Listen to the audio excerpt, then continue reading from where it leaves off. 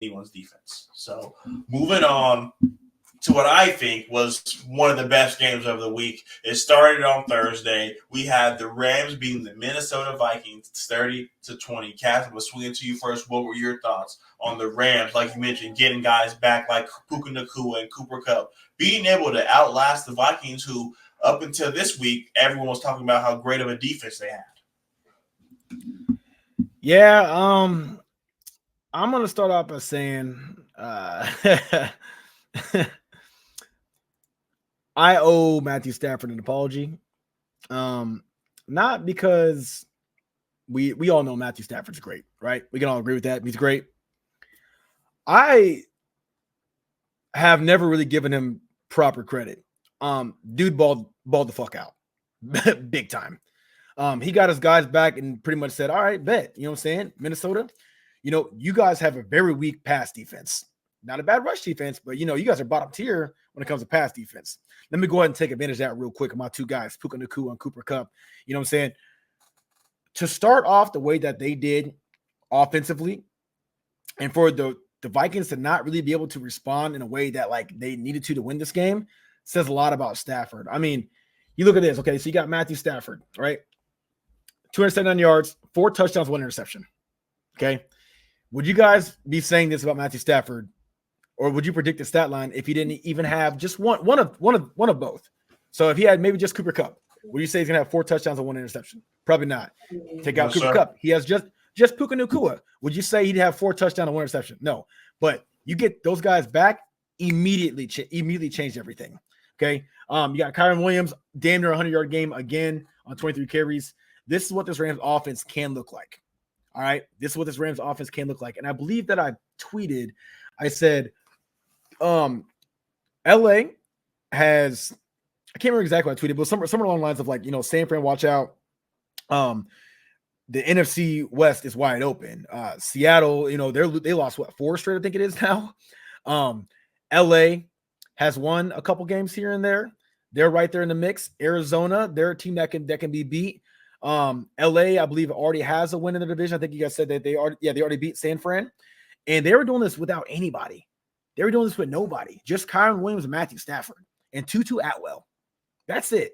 They get their guys back, and you see what can happen. They put up 30 points against the Minnesota Vikings, who have allowed a lot of points in games, and they usually go toe-to-toe. But the Vikings, just a week prior, were undefeated. Okay? And I understand they lost 2 straight, but before that game last week, they were undefeated. And they were looking at one of the top teams in the league. I believe in most people's power rankings, the Minnesota Vikings were like at least top 4 for the most part. That just knocked them back down a couple slots. The Rams right now are 3-4, as expected. I think that the Rams, and they're, first off, they're also very well coached by Sean McVay. That dude does just a phenomenal job year in, year out with whether you give him scraps or you give him gold. He makes it work. So the guys rally behind him. You got Matthew Stafford, a potential future Hall of Famer. That's all you need for that offense. I did not have the Rams winning this game, but seeing how they performed, I understand why they won it. I really do. You got guys who were on IR like Puka Nakua and even Cooper Kupp, where it's like they're not going to come back and roll over and die, folks. You know what I'm saying? They're not coming back thinking, okay, let's take a look at the division. We're out of it. It's done. It's over with, because we're at the time, they were 3-3. Okay, or sorry, they were 2-4. They went out there, they showed out, they balled out, they got the dub, and now they're 3-4. This is what good football teams do. And when I mean good football team, I don't mean like a team that might make a run for a Super Bowl. What I'm saying is they're a competent team. They're a team where if you don't show up and you're ready to play, they're going to punch you in the mouth. I'm not saying that was the case with the Vikings, but what I will say is this: Minnesota. I'm in the Midwest. I have a lot of Vikings fans, friends who are Vikings fans around here, and they say the same thing every year. It doesn't matter if we start off 8-0. We're gonna end up losing like 5 straight and missing the playoffs or something like that. Now I'm finally starting to see what they're talking about. They lost 2 straight, and then they lose to teams that they should beat. This should have been a winnable game on the road against LA, and the polar opposite happened. And I think that's more of a testament to the Rams stepping up and rising to the occasion rather than the Vikings just doing what the Ravens did and shoot themselves in the foot. No, the Vikings played a solid game. You also got to look at the Vikings offensively. I mean, you got Sam Darnold. He had 240, 2 touchdowns, no interceptions. Took care of the ball. Okay. You got Justin Jefferson, 115 yards on 8 catches. Any other week, that would work to win. Okay, that would work. But this week, it didn't. They were challenged yet again offensively, and they just couldn't figure it out. There were a few questionable calls. Justin Jefferson was slamming his helmet on the ground, very, very frustrated, even though he had a baller game. But this Vikings team knows that this is a game that they should have had, and they couldn't do it. And I think it's more so, again, a testament to the Rams than it is the Minnesota Vikings losing. So shout out to the Rams. I hope and pray that you guys continue to win because I want to see the NFC West be as competitive as possible. I don't want to see the Niners just run it, which I don't think you guys are this year. It's wide open. It's for the taking. Make it interesting.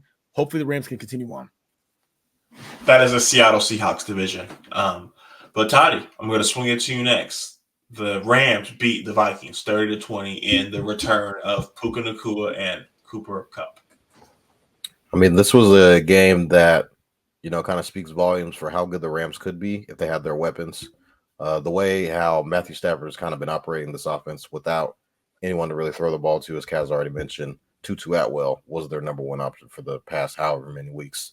It speaks volumes. And obviously you have McVay, one of the better coaches in the NFL, and you give him Matt Stafford and those guys and Nacua and Cooper Kupp. The line in this game was 2.5. It was 3, and then it dropped to 2.5. It was very weird for me. I did not bet this game because I didn't know if Cooper Kupp and Puka Nacua were coming back. And obviously those two guys played. A lot of people were on the Vikings, us and our picks. But gambling-wise, a lot of people were on the Vikings on the road after they just dropped a game in London. So I thought it was a weird spot for them to kind of go to LA on a Thursday night after traveling back from London. The Rams are one of those weird teams where, the record may not show it, but they have one of the talented wide receiving cores in the NFL. And when Stafford is on, he's on. He's obviously a Super Bowl winning champion. He's, put up insane numbers in Detroit. Obviously, he was in Detroit all those years, and now Detroit is good now. But when he was there, it was basically like a wasteland. So when he is, dealing, I think he threw the ball 34 times. When he's on, he's on. So he's like literally like he can be like he can operate at a top 10 level at the quarterback position when he's on. So I think it's gonna get weird for the Vikings because you drop the game to the Lions and then you drop you drop the game to obviously the Rams on the road. I said they played Detroit. That was at home, I think. So they didn't go to London. It was a weird game for them. 2 weird games kind of back to back. So they kind of had to regroup. And I know our boy Wes is kind of, he's looking around like, hey, we're on top of the world at one point in time. And now, I think they're going to start to come back to life a little bit. Sam Darnold might start to show his frog nose as he slowly starts to turn into a frog. But we'll see. The Vikings, that division is one of the better divisions of football. A lot of teams are winning games currently. And it's going to come down to, you guys are going to have to play against each other. And somebody's got to lose. So the Rams, they're one of those teams where it's like, hey, we can win this division. If we beat the Niners without Nacua and Kupp, we got Nacua and Kupp now. We play the Niners, I think, in the next couple of weeks. Why can't we beat them? So, yeah, the Rams are definitely in contention to win this division for sure. I'm sticking with my pick with the Seattle Seahawks. I know it's looking rough right now. They're going to figure it out, and they're going to host the division championship. I believe they're going to win the division. I think they have a lot to offer. I for one, have always thought the Vikings were frauds. We've seen this a couple years ago. They start off hot and then they kind of fall off. So that's kind of what I'm thinking. But Toddy,